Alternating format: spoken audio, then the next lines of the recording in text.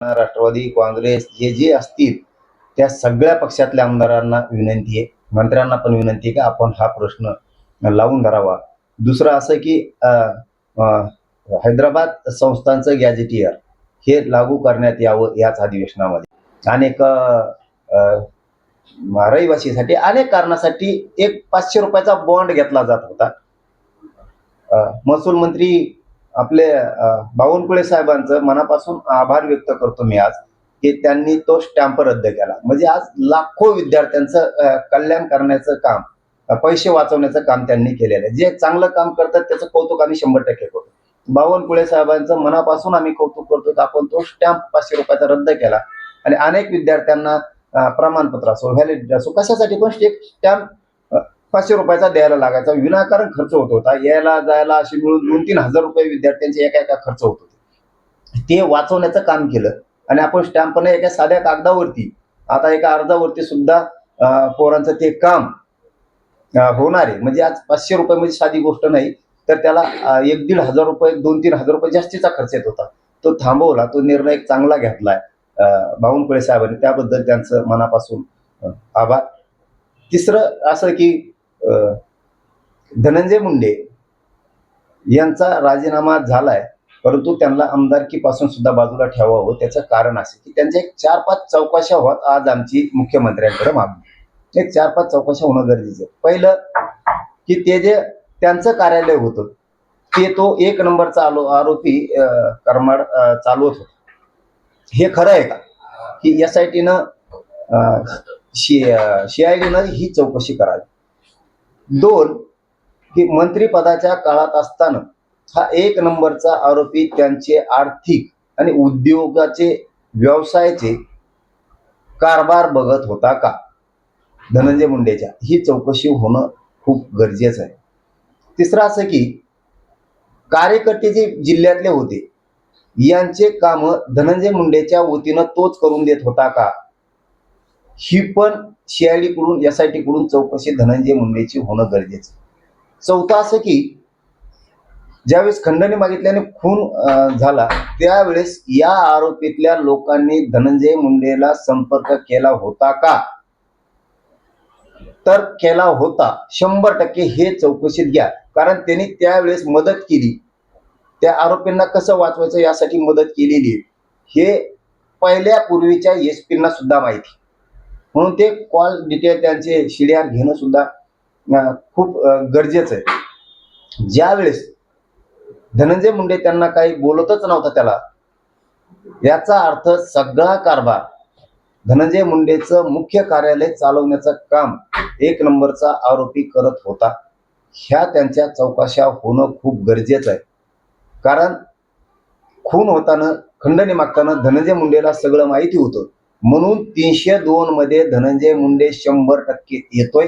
फक्त धनंजय मुंडेच्या 5 ते 7 चौकशा होणं खूप गरजेचं आहे. कारण तो त्याला व्यवसाय सुद्धा पाठणार आहे. तो त्याचा कारभार पण चालवत होता. सगळ्या कार्यकर्त्यांचे सुद्धा धनंजय मुंडेने काम करायचे तर तो करत होता त्याच्याच इशाऱ्यानं. खून झाल्याच्या नंतर त्याला फोन पण गेलेले. आणि आणखीन एक 5वी मागणी अशी की तो जो दुसरा फरार आरोपी आहे त्याला पळून जाण्यासाठी धनंजय मुंडेने मदत केली, ही चौकशी SITनं, CIDनं, बीडच्या पोलिसांनी करणं प्रामाणिकपणानं खूप गरजेचं आहे. मोबाईल फेकून दिला त्याच्याबद्दलची सुद्धा चौकशी होणं खूप गरजेचं आहे धनंजय मुंडेंकडे. कारण त्याची पूर्ण माहिती आहे. कारण त्या काळात खून होण्याच्या अगोदर 5-7 दिवसांनी खून झाल्यानंतर आज राजीनामा देईपर्यंत एवढ्या वेळातल्या पूर्णपणानं त्याचे CDR निघणं गरजेचं आहे, चौकशी होणं गरजेचं आहे. त्यांनी 100% आरोपींना वाचवण्यासाठी मदत केलेली आहे. होणं गेलेले त्यांनी पर्सनल लोक पाठवलेले धनंजय मुंडेनं हे मॅटरमध्ये कशी मदत करता येईल म्हणून ही चौकशी होणं अत्यंत गरजेची आहे. ती मात्र करावी ही आमची मुख्यमंत्र्याला गृहमंत्री म्हणून विनंती आहे आणि तपास यंत्रणेला सुद्धा विनंती. तपासून हेच चाललंय की तुम्हाला आरक्षण देऊ. दुसरं असं की हैदराबाद संस्थांचं गॅझेटियर तात्काळ लागू करा याच अधिवेशनात. सातारा संस्थांचंही गॅझेटियर लागू करा. बॉम्बे गव्हर्नमेंटचंही गॅझेटियर लागू करा. आणि औंध संस्थांचेही खूप काही पुरावे आहेत.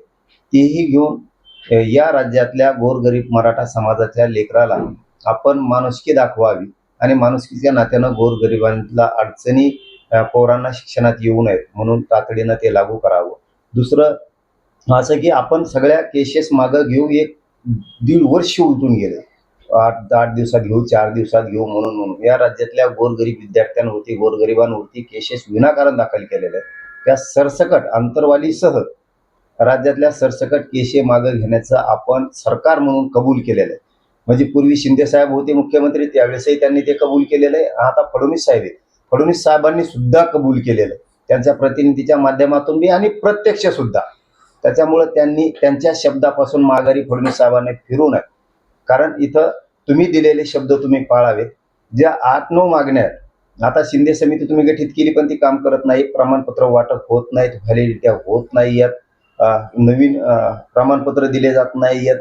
आपण महाराष्ट्रात 4 विभागाला अधिकारी दिलेत, तेही जात पडताळणीचं काम करत नाहीत. नोंदी शोधलेल्या असूनही प्रमाणपत्र दिले जात नाहीत आणि विशेष म्हणजे कक्ष स्थापन केलेले नाही आहेत. आणखी हे तातडीनं सगळे कामं व्हावेत. बलिदान गेलेल्या मराठा आरक्षणासाठी कुटुंबाच्या नोकऱ्या आणि त्यांचा निधी अनेक जणांचा दिलेला नाही. साध्या गोष्टी असून सुद्धा आपण जाणून बुजून करत नाहीत की काय, असा आता आम्हाला संशय यायला लागला आणि तुम्ही येऊ देऊ नका.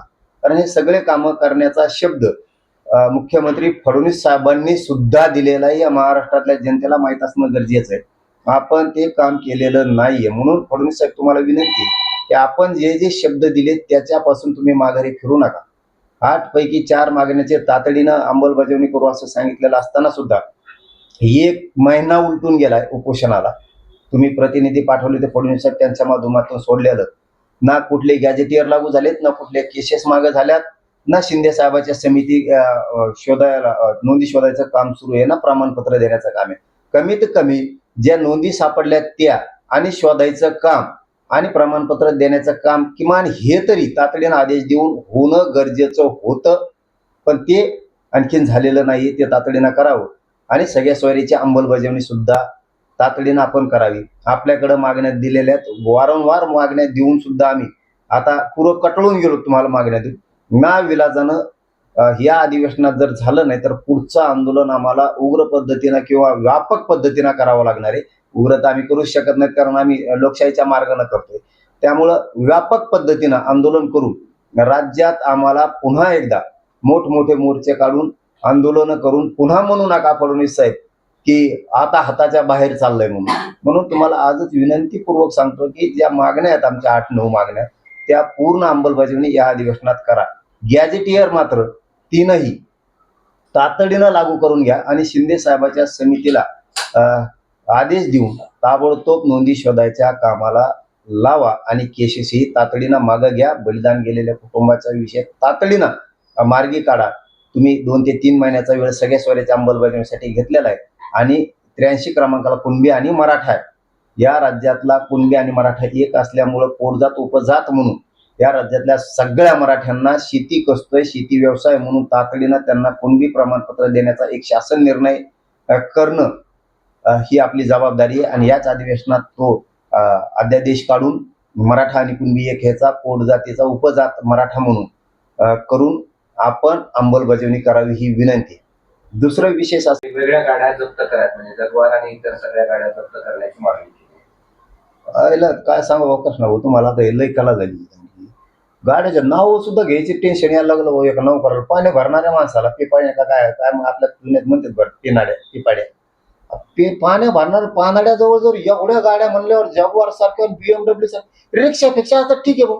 3 चाकाचा त्याला 2 चाकं नाही, एकात ट्यूबच नाही आत. काय गाड्या त्या BMW जागवार कुठं इनोवाच्या मोठमोठ्या गाड्या. अरे यार काय हे ना खरंच सांगतो प्रामाणिक सांगतो मी, हे त्याचं नसावच.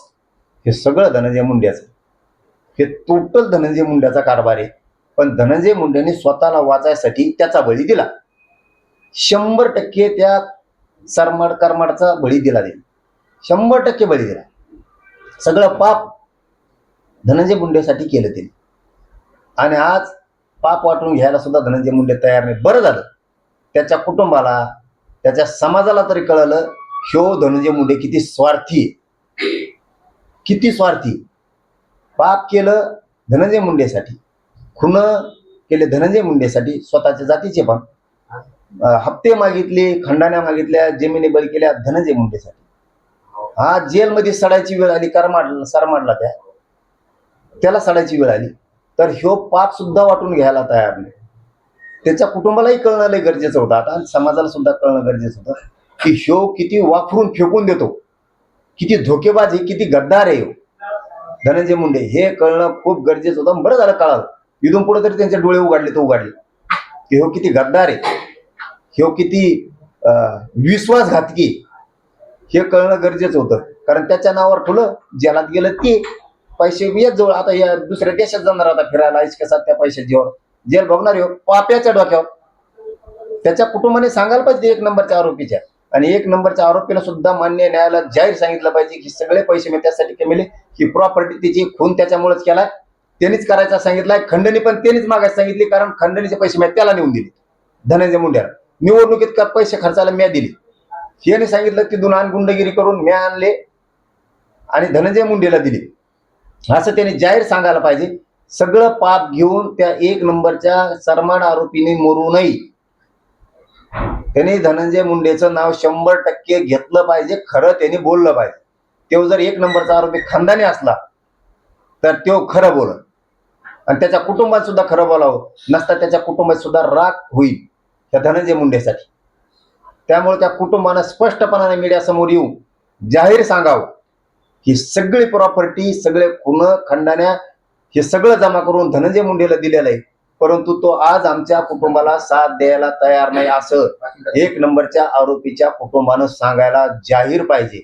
प्रामाणिक आणि सत्यवादी जर एक नंबरचं त्या करमाडचं कुटुंब जर असलं, तर त्यांनी सत्यवादी प्रामाणिकपणानं मीडिया समोर येऊन जाहीर सांगायला पाहिजे की सगळं धनंजय मुंडेचं आहे. ते जर गप्प बसले तर त्यांच्या एक नंबरच्या आरोपीला 100% फाशी होणार. त्यांनी गप्प बसू नये कुटुंबाने.